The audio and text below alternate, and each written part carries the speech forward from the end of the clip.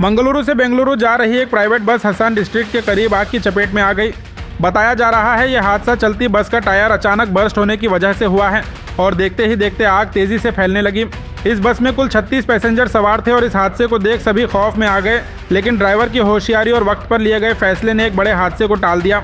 Driver ने फौरन बस को रोड के किनारे रोका और सभी पैसेंजर्स को कुछ ही मिनटों में बस से बाहर निकाला गया, जिससे कोई जानी नुकसान नहीं हुआ। हालांकि आग इतनी तेजी से फैली कि बस का बड़ा हिस्सा जलकर खाक हो गया। कई पैसेंजर्स के बैग्स, मोबाइल फोन्स और दूसरा सामान भी आग की चपेट में आया है। हाईवे पर दूर दूर तक धुआं और आग के शोले नजर आ रहे थे, जिससे वहां अफरा तफरी का माहौल भी देखा गया।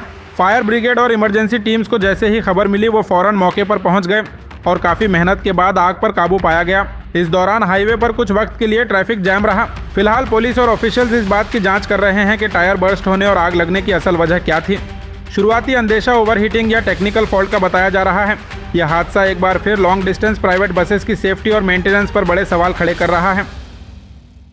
अगर आप या आपके घर में कोई दिल की बीमारी या हार्ट ब्लॉकेज से परेशान है तो गुलबर्गा के साउल हार्ट सेंटर में बिना ऑपरेशन और बिना स्टेंट नेचुरल बाईपास थेरेपी और EECP ट्रीटमेंट का फायदा उठाइए। ज्यादा मालूमात के लिए आज ही कांटेक्ट करें।